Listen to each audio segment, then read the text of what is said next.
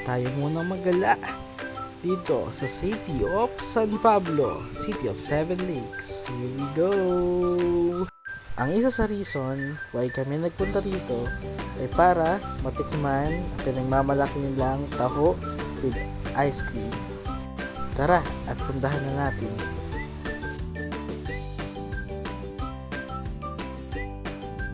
At nandito na tayo sa first destination, taho with ice cream. Hello guys! Ito na, moment of truth, taho with ice cream. Tara, pasukin na natin. Parang hold up lang no? Yan, at sila po ang kasama ko for today's video. Ang aking pinakamamahal at ang kanyang ate Pia. Hello!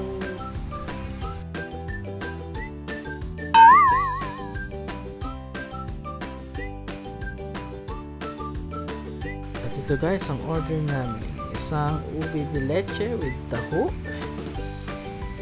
Yan, oh, so creamy. At choco fudge with taho. Umorder na rin kami dyan ng fries. And let's go. And after kumain, umalis na kami at papunta naman sa second destination namin, ang lake.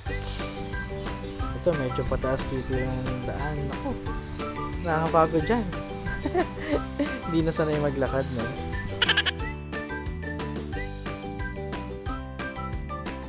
At ito na guys, ang Taal Lake. So, kailangan pa pala namin bumaba dyan sa hagdan na merong nangunguha ng mangga. Ako, paano kaya ito pagpabalik? Ang tarik naman itong hagdan na to.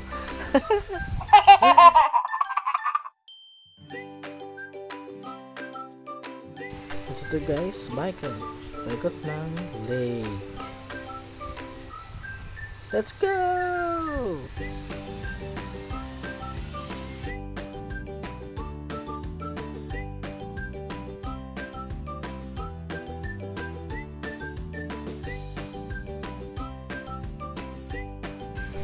Guys, kung mapapansin nyo, marami ding bahayan dyan sa tabi ng lake and residential area din talaga dyan. And marami din kayo makikita dyan kainan. So kapag nag-ikot kayo dyan and nagutom, you can take a stopover and take a picture, eat and relax. Tara, continue na natin ang ating journey.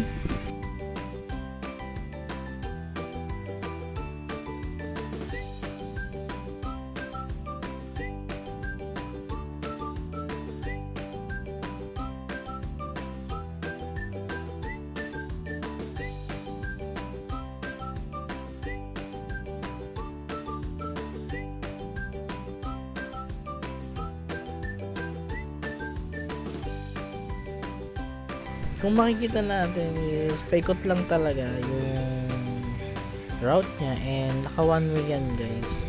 Though may mga tumasalubong pa rin, pero ang advice talaga na nagpaparent is one way. Ang rent nga pala dyan ng e-bike 200 pesos yung tatluhan, then yung pangdalawahan naman ay 100 pesos. Good for 30 minutes na yun guys. Labis-labis naman na yun para sa pag-ikot nyo sa lake. Wow! As you can see guys, marami din kayo makikita dyan na parang balsa. Then may makikita rin kayo dyan na mga net. So ang isa rin sa pinagkukunan ng kahanap buhay nila dyan is yung pag-isda. May mapapansin din kayo dyan mga namimingwit sa tabing lawa.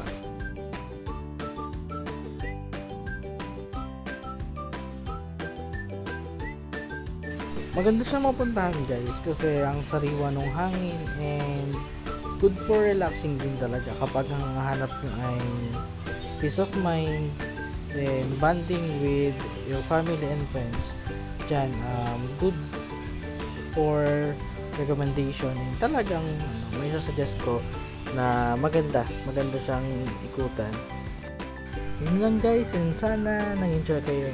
Try nyo rin puntahan, isama nyo ang barkada o kaya ang inyong pamilya. Hanggang sa susunod.